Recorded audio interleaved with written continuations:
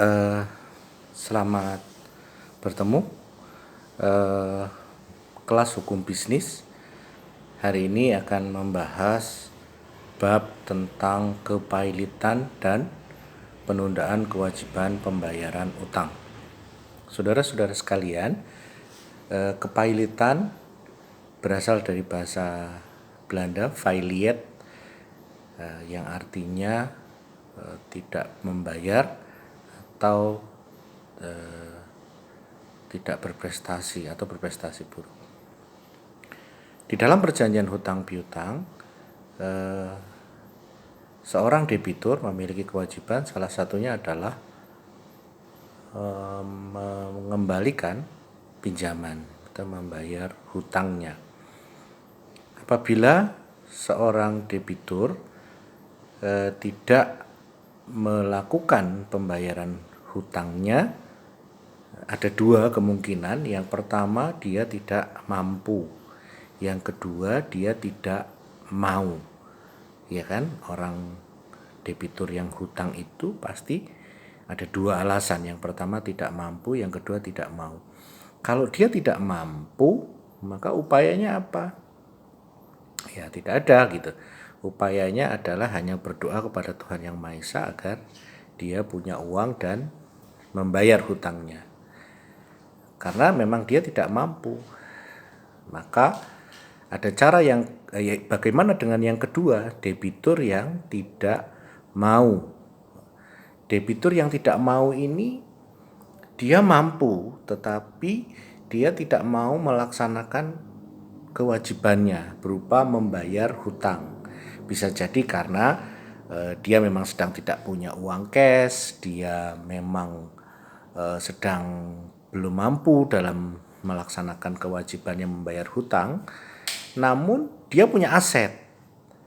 Seorang kreditur yang memberikan pinjaman kepada debitur dengan jaminan, maka ketika debitur tidak mampu membayar sesuai dengan perjanjian di awal, mungkin jaminan itu yang akan dijual. Nanti dijual berapa harganya, diambil untuk melunasi hutang. Kalau sisanya dikembalikan kepada debitur. Nah, pertanyaannya, bagaimana seorang kreditur yang tidak memegang jaminan?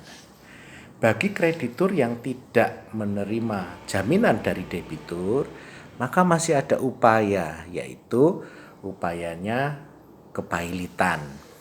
Kali ini diatur di dalam pasal 13.11, 13.12 Kitab Undang-Undang Hukum Perdata. Di sana dikatakan bahwa seluruh kekayaan debitur ikut bertanggung jawab terhadap hutangnya. Ya, semua kewajiban debitur itu dijamin dengan harta kekayaannya. Nah, untuk yang seperti ini bagaimana? Maka kreditur bisa minta kepada pengadilan niaga untuk debitur dinyatakan pailit.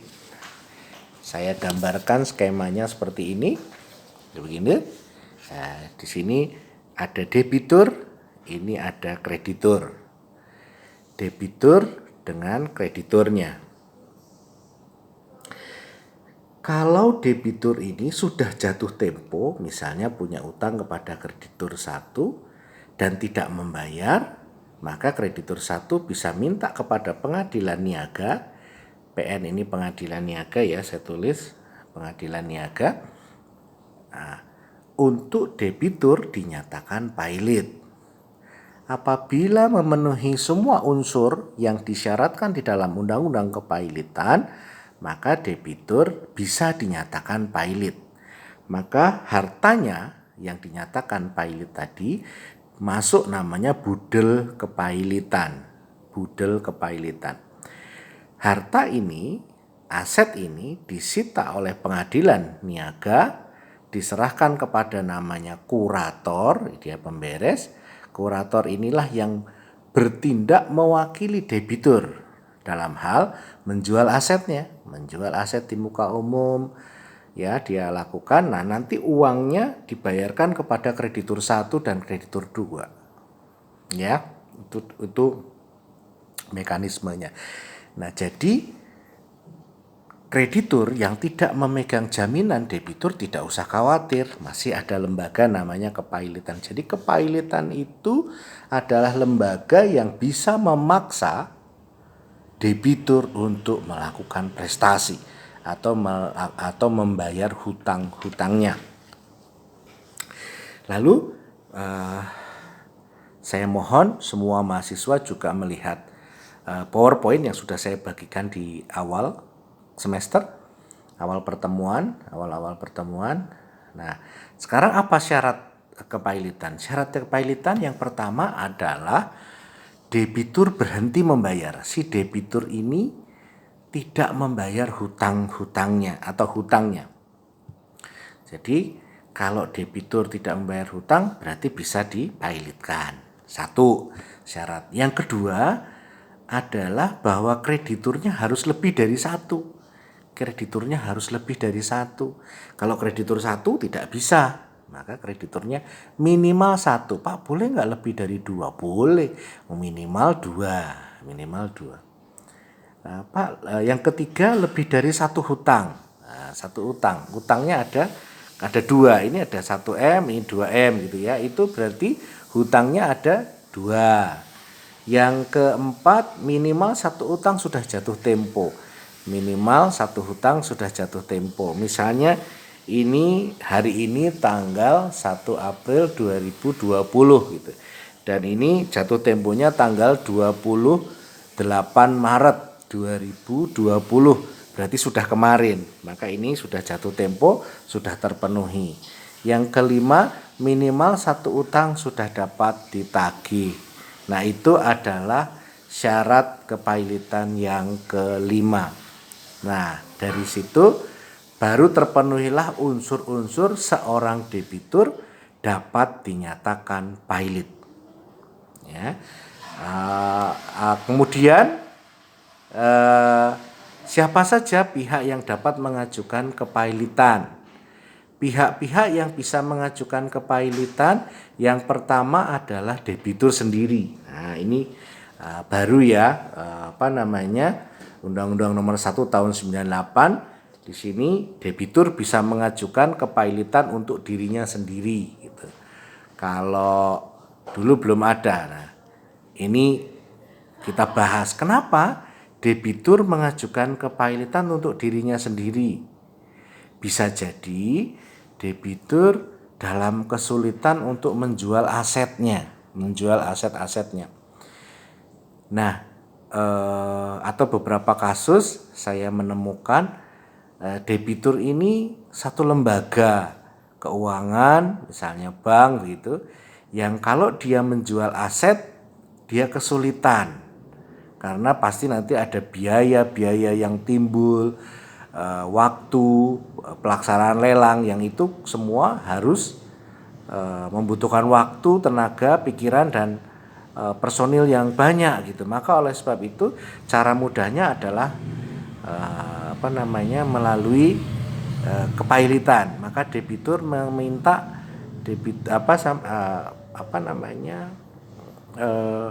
dia dinyatakan pailit. Kalau dinyatakan pailit, maka asetnya disita, kemudian dijual kejual di muka umum oleh kurator, dan hasilnya nanti kalau sisa dikembalikan, kalau tidak dicukupkan. Nah, dicukupkan. Apa yang dimaksud dicukupkan? Ya dianggap lunas. Misalnya kekayaannya 1 miliar gitu. Ternyata hutangnya totalnya 3 miliar. Mungkin agak susah ya. 1 miliar kekayaannya digunakan untuk membayar hutang 3 miliar. Maka gimana caranya? Ya sudah, saya tolong dipailitkan saja gitu. Dipailitkan saja. Maka pada hari ini, tanggal ini misalnya ini dipailitkan tanggal 1, misalnya dipailitkan tanggal 1 bulan 4 20 begitu. Nah, ini tanggal 1 4 20, begitu dia dinyatakan pailit, maka kemudian semua asetnya dijual. Kalau misalnya memang yang untuk mencukupi utangnya harus semua aset, dihitung totalnya 1 miliar, ya sudah dianggap cukupkan 1 miliar. Maka besok tanggal 2 April dia adalah subjek hukum yang baru. ya, entitas yang baru. Pertanyaan berikutnya, kalau ternyata pada tanggal 2 April orang tuanya kaget karena anaknya dipilotkan, shock, kemudian meninggal dunia, maka si anak itu ternyata menerima warisan dari orang tuanya. Nilainya 1 triliun. 1 triliun. Pertanyaannya, apakah kreditur 1 dan kreditur 2 yang tadinya hutangnya total 3 miliar bisa minta kekurangannya kepada debitur? Tidak. Kenapa? Karena itu entitas baru, subjek hukum baru. Maka harus hati-hati. Ini juga salah satu strategi debitur untuk menghindari melaksanakan kewajiban keuangan sepenuhnya. Dia tidak harus membayar hutang semuanya karena dia sudah dinyatakan pilot, ya sudah, dia entitas baru.